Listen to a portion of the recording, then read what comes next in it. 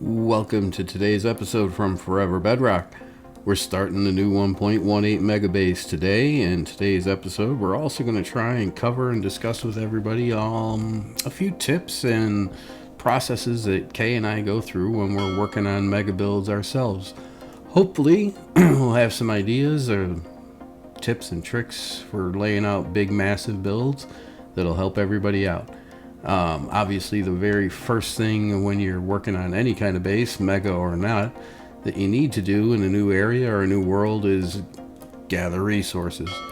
So we went about exploring the 1.18 caves for iron, coal, some copper, basically all the main ores. We had quite a bit of idea already on block types, so that we knew we were going to need a ton of diorite and deep slate. So we went ahead after exploring some of the caves and did some regular mining to kind of get a good idea and feel of where the ores are located in the new 1.18 terrain. Abandoned mine shafts are also an amazing source for all of your ores and different block types as well. Looting the chests is also kind of a cool thing. Again, this is kind of geared towards, starting off in a new area, things that you want to keep in mind and do to help you get off on the right foot, for especially when you're doing major builds. So whenever you come across a cool, massive mine shaft like this one, it's always good to explore it. Let's rip through this one.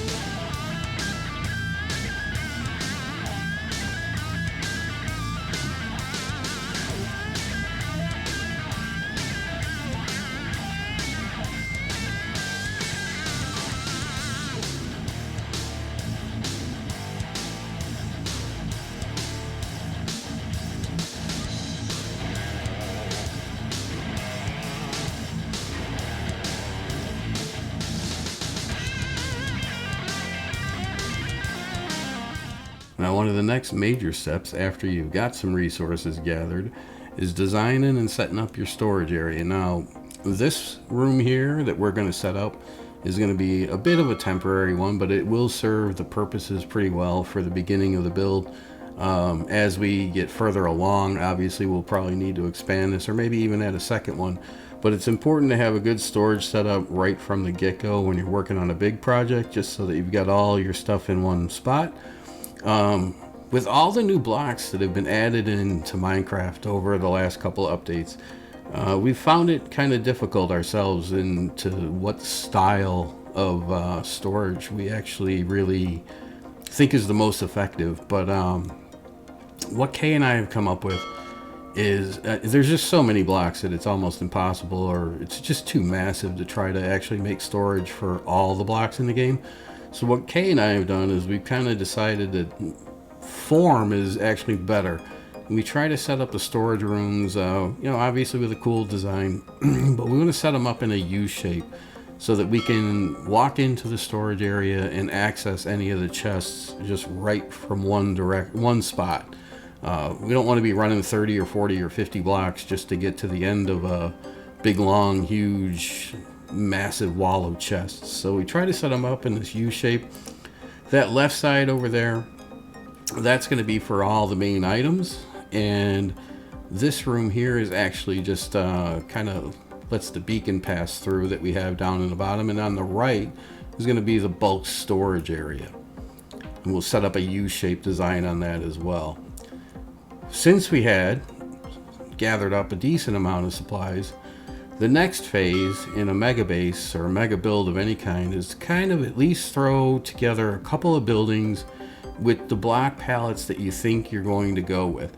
So here what we're doing is the main thing that we knew was on the ground level that we wanted a gatehouse in this castle complex on the ground level. So we went ahead, came up with a little bit of a design on a gatehouse.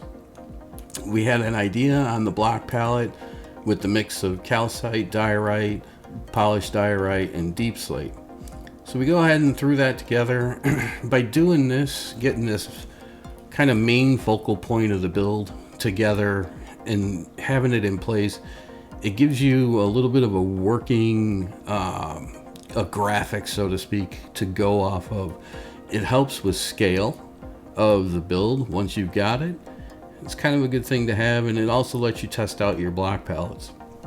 And speaking of block palettes, I'm going to switch over here to Lunar Moon is Kay's gamer tag, by the way. We're going to switch over to her view here. I worked on a castle wall design for an hour and a half and just finally gave up and had to call out the big guns and got Kay's input. Come on out here and save me with a decent castle wall design. So Kay came out knowing that we were going andesite, or I'm sorry, knowing that we were going diorite for the main buildings of the castle. She came up with this design using the polished andesite, diorite, and then using the mix of cobblestone wall and andesite walls to kind of offset and give it a little bit of contrast. Came up with this. This is a really cool design. We got a little high five action going there. So once we had the wall design, we went ahead and built a little bit of a facade for the storage room that we showed earlier that we were building. That's the top part there.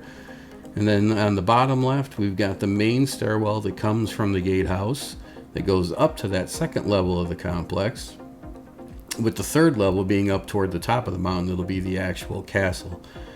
We added in a stable, and again, most of this and some of the, you can see there on the right, some of the castle wall we put in.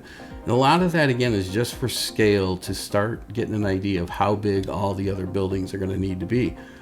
And then you see here, we threw a bridge in across, because actually this season, Kay and I are doing 2 mega bases. The one that we're already starting there is mine, and then this one where you see the castle walls that have started there in that mountain, that's going to be Kay's base. So once you get some ideas on getting things started and placed to give you ideas of scale and where other buildings should go, one of the biggest things that you're going to need, again, goes back to supplies. So we got together with K-Dog on the realm. K-Dog agreed he was going to go ahead and put in that iron farm. While he was working on that, I went ahead and put together a villager breeder, because even though if you've been following Forever Bedrock at all, you guys know that in the 1.17 when we started, we've got quite we have a fully decked out trading hall, fully functioning iron farm and all that. But when we came out to the 1.18 areas, we wanted to kind of keep things kind of from a day one survival, even though at the end of the Christmas build season when we came out here, we did go back and get most of our good gear and stuff like that. But for the actual gathering of supplies and building, we wanted to keep it as starting a survival world new.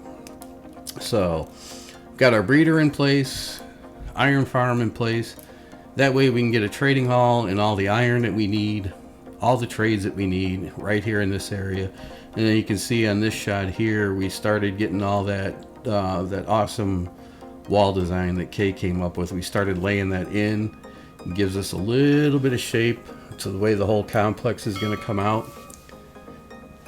Gives it a little bit of definition, and then, like I say, that gives us a lot of idea on the size and placement of where other builds are going to be within the mega complex that we want to be doing here. So, and again, bring you up top here.